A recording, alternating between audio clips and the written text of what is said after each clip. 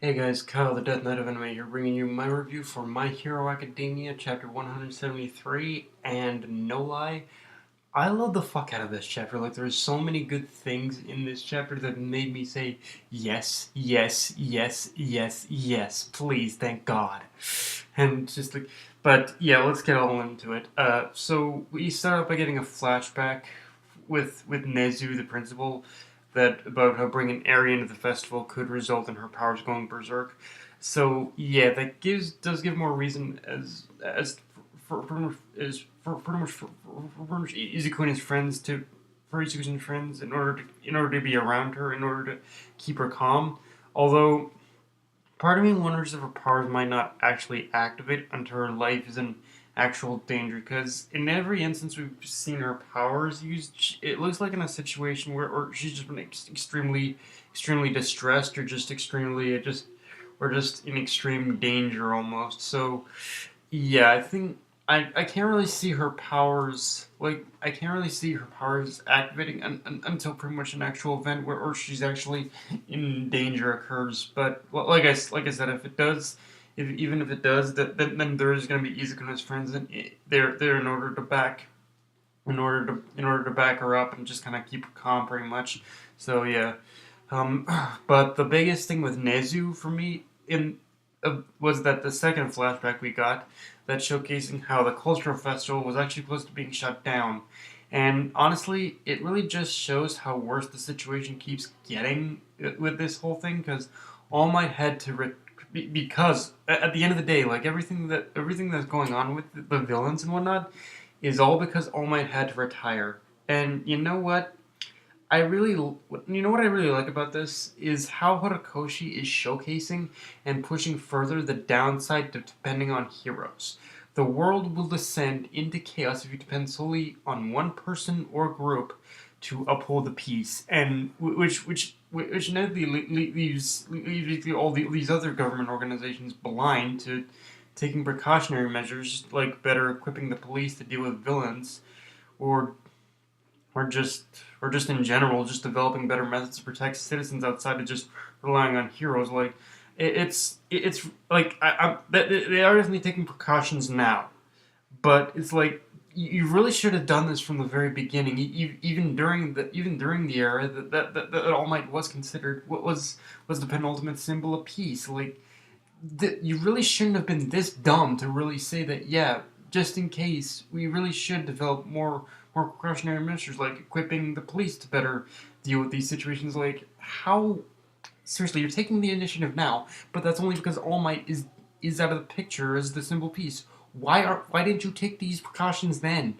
Like it really it's for some reason this really frustrated me, but it is a very good lesson I like. And in fact, in fact, there is a real hidden. I think there is a real hidden lesson here outside of just relying on heroes. In fact, one thing I like is that there's a hidden lesson here about how of not relying on one specific hero and building him up as a penultimate symbol. Because if you think about it, if All Might wasn't built, if you really think about it, if All Might wasn't built up as the grand defender of peace and justice, then maybe this might not have happened to begin with. Like if All Might was just if All if you think about it, if pretty much All Might was just treated as a regular hero, not a symbol of peace, not anything like that. If he was just treated as a regular average hero, then made and not built up as this symbol of peace. Because honestly, I like okay, we know that the one for I think it's very confusing honestly, but I think people with the one for quirk have been maybe have been seen as a symbol of peace in general. So I think whoever started this whole thing of saying people with the one for all quirk are symbols of peace, like I get where it came from, but I think as time went on, they really should have stopped. They really should have stopped building him up as such almost because if you really think about it, if All Might wasn't built up as this grand defender of peace, or if these people weren't built up as grand defenders of peace and justice, then maybe this might not have happened. I mean, I wouldn't say the situation would be better, but I don't think that the whole villain thing would have gotten as worse as it has if the whole symbol of peace thing wasn't even a thing. So yeah, it's really it's really interesting in that sense. Um, and okay, now I think I let's go ahead and okay. So aside from that, let's talk about something that I really loved. Izuku was fired from the dancing group, from the dancing troupe or dancing group, and I never really say this about a main character in a shonen, but can I just say, hallelujah, holy shit! Like honestly, I thought it was already an actual improvement. It was just downgrading Izuku to being in the dancing troupe, but now, but he's not, but he's, but now he's pretty much out of the cultural out of participating, like actual participating with Class 1A in the completely out of participating in the cultural festival in terms of being in the band, Class 1A band in general. Meaning, meaning this is like with him not being in the band at all now, that means we probably won't be getting as much focus on Izuku in general. As like I think the only time that we'll probably get an actual showcase on Izuku at this point is is probably every once in a while if is like I think what I like about this is that it not only gives more focus to basically all the other students of Class 1A, meaning that they like all the secondary characters in Class 1A can now get spotlight, a lot more spotlight now. But I think we'll only be focusing on Izuku now in order to showcase in order to showcase Eri now like because for, like the way it's being built up with Eri right now is that Izuku and Mirio are basically the ones who are keeping an eye on her. So so at this point, I think if we ever cut back to Izuku now, it's going to be solely in order to see Aries' reaction to something. But yes, and and I think and aside from that, I think the only other time that we'll probably get a main focus on Izuku is probably going to be is probably going to be I'm pretty sure when I'm pretty sure when I think it's Gentle makes his move on the school, but honestly, even then, I think the battle of Izuku and Gentle, it isn't gonna be.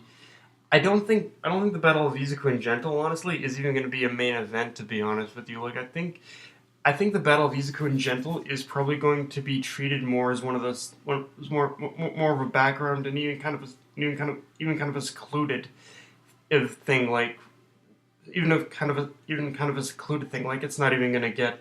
It's one of those things that's gonna be in the background while the concert itself is going to be in the foreground of it. So yeah, like I'm really liking this whole setup and how it's being portrayed because yeah, as like I said, as much as I love Izuku and I do as a main character, this Horikoshi is really taking steps in order to make sure that all of his other characters are getting the spotlight and that Izuku he isn't always going to be the main focus, which I can't fault the man for that. Like as much as I love Izuku, it is important to get all these other characters on the spotlight as well, especially considering it is a school setting and it is a class of students. So yeah, and yeah, I guess when you really look back at that panel of Izuku dancing, I guess it wasn't too far off to say that he would end up getting axed sooner or later too. But yeah, Horikoshi, good one on you for not putting self focus for just writing Izuku. I gotta say, I never thought I'd say this, but Horikoshi, you did good in writing off your own main character like that. But then again, like I said, he's not gonna be completely written off. Just probably a bit more of he's probably gonna be treated as a side character now or something like that. And once again, in this chapter, I'm reminded why I hate Nato Monoma as a character. Like, I'm reminded that Nato Monoma is a thing in general in this chapter, and honestly, whenever this guy gets spotlight in this series, I constantly ask myself two questions. What was Horikoshi's reasoning for creating this character? And why does such a cool quirk have to be attached to such a crustfuck? Like, seriously, that last question especially is constantly on my mind and constantly asking myself, because his powers, pretty much one of his powers, are legitimately cool. But one of his powers are legitimately cool. And he did have a very brief moment of badassery during the sports festival, but after that, he was just turned into a butthurt annoyance. Like, and I get that UA is a competitive school, but to me, NATO represents the sore loser aspect of the school's competitive nature. Most of the competitive nature of UA is pretty much is generally generally an extremely respectable one. Like they respect each other's. They may be competing against each other, but everyone generally respects each other. NATO, on the other hand, he just has a fucking gripe with Class 1A, and like, there's no reason for it other than the dude has some kind of I dare say NATO has a worse has an even worse I think I don't know if it's an inferiority or superiority complex compared to Bakugo. That's right. I said he has a worse superiority complex than Bakugo, and that's saying something. Like, seriously, at least with Bakugo, we understand where he's coming from. But with NATO, it's like, what is this fucking dude's deal? I don't get it. Like, it's like the man just tries so hard to compensate in the hopes that one day he can have some eternal gloating rights over Class 1A. Like, seriously, bro, what the fuck?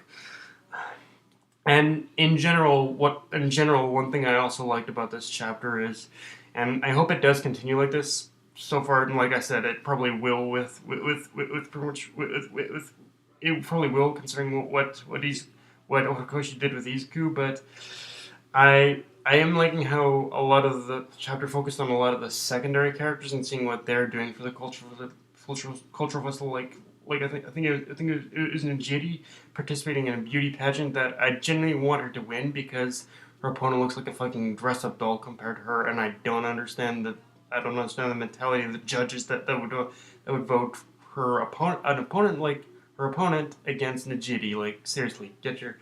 But then again, maybe it's something to do with her quirk. I don't know. And also seeing Best Girl Hatsume basically creating an iron suit to showcase, and just seeing what all the other students from the other courses are doing to prepare. And when I really look at this setup, and when I look at this, I'm honestly hoping that even though I do hope that Class 1A in general outside of Izuku gets their development, I am hoping that the concert Class 1A is putting on is almost going to be like a finale or something, because I feel that all these characters need spotlight more than anything else. So yeah, this chapter overall, it was just a great setup. It was a great setup in order to get a lot of secondary characters in the spotlight. Some good, one bad.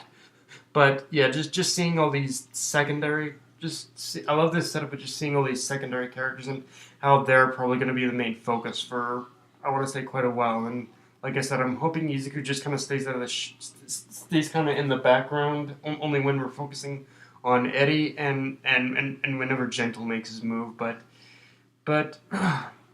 yeah, guys, that's my review. Enjoy the video. Like, comment, subscribe. Follow me on Twitter and Facebook. Death Knight of Enemy. Signing off. Later, guys.